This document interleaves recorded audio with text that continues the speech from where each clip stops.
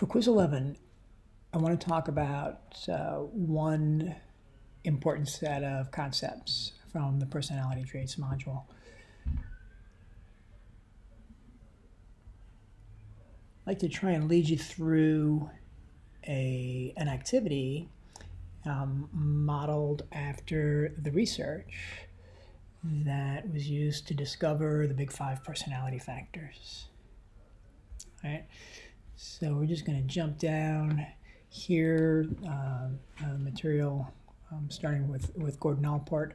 They started with this thing called the lexical hypothesis. The pretty simple idea that if personality traits are important, we're going to have words for them. And so they started with just a list of all of the words that correspond to different people's personality traits. We can actually do a version of that, and in fact, if we were doing this in class, I would have the class generate a list of words, not the 18,000 that you see listed here in the textbook, but we usually get up to about 100 to 130 or so.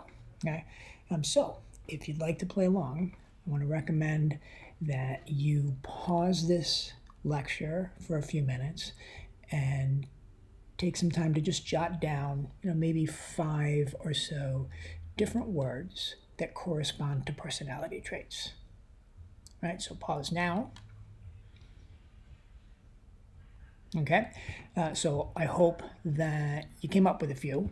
Let me show you a list that was generated by a previous class. All right, so again, ahead, each student come up with up to 5 or so, and then kind of crossed off the ones that were repeats. So you see we got shy, outgoing, funny, mean, annoying, etc. Okay, and I always reserve the last example, the last word for my own. It's one of my favorite words, and I hope it's about to become one of yours.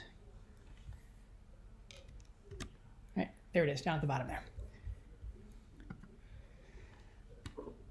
Floxinaucinilipilification.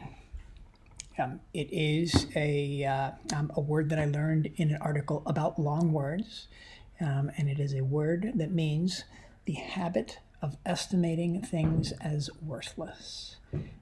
And it's a pretty cool personality trait.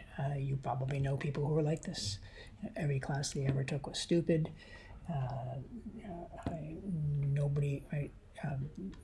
No products are worth the money. The habit of estimating things as worthless. Okay, so now we've got on our list here about 126, I think, if I remember right, words. And the idea is that this probably doesn't indicate 126 different personality traits. I mean, there are some words on here that are probably synonyms for each other, or at least close enough that they might be indicative of the same underlying personality trait. So right now I've got highlighted shy. We also have introverted. All right, we've got quiet, we've got timid, kind of throughout. And so the idea is that would you be able to take those words that are the same underlying personality trait, kind of group them together, and then call those personality factors, okay? The way you do it, at least conceptually, it's pretty simple. We would give people a personality test, right? So imagine your personality test is just this list of 126 words, and for each one, you have to rate yourself on a 5-point scale, right? How much that word describes you, right? 5, it describes you perfectly. 1 means you're basically the complete opposite of that. All right, so if I were doing this and I was rating myself for shy, I'd probably give myself a 4. For outgoing, I'd give myself a 1. For funny, I probably think I'm funnier than you think I am, so I'd give myself a 4, okay? Etc. Okay? And so then the idea is that consider two specific words, shy and introverted. Okay? Suppose everybody who rated those two words rated themselves the same score. Right? So if you gave yourself a 4 for shy, you also gave yourself a 4 for introverted. If you gave yourself a 2 for shy, you also gave yourself a 2 for introverted. That suggests pretty strongly that those are not two separate traits. Those are just two words for the same thing. Okay? And so the statistical technique mentioned in the textbook called factor analysis does exactly that. Right? It looks for terms, for items for which people tend to give themselves the same score, right? And it doesn't just have to be 2 at a time, right? You could actually pull in, well, people give themselves a 2 for, 2 for shy. They give themselves a 2 for introverted. They also give themselves a 2 for quiet. Now, it doesn't have to be perfect, right? It doesn't have to be 2, 2, 2. As long as the ratings are relatively close to each other, then those things are going to kind of cluster together and form a personality trait or a personality factor. And when you do that, what you find is that 5 traits kind of pop out. Okay? Not a random 5 traits, 5 specific traits. And those traits happen to be these big 5 from the 5-factor model of personality. Right, so we've got O for openness, liking new things, trying new things. C for conscientiousness, something that we talked about very early in the semester, very, very briefly. Right, so being disciplined, hardworking, organized, things like that. Extroversion, talkative, sociable, versus introversion being the opposite of that. Agreeableness, kind of being friendly, going along with other people, and then neuroticism.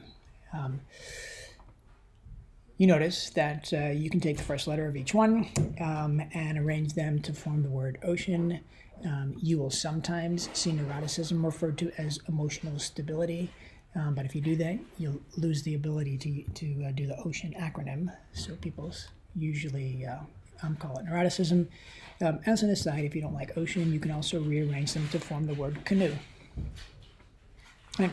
So anyway, the major idea is that these 5 personality traits, you give it to kids, you give it to adults, you give it to people in different cultures. These 5 tend to occur very, very, very commonly, very, very, very consistently.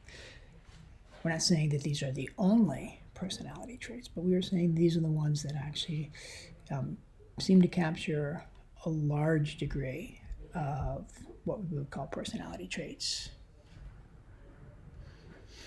You might note that there's a section after where they talk about the individual facets of the traits, where you show that those maybe some of those different words that we talked about, they may indicate the same overall trait, but they're kind of slightly different ways of revealing that trait, right? So for openness, for example, somebody might have a lot of fantasies. They might be like to try new things, and that is how you can go back, say, from the 5 personality factors back to that original list of 125, or maybe even potentially 18,000 words, indicating very, very minute differences between people's personalities.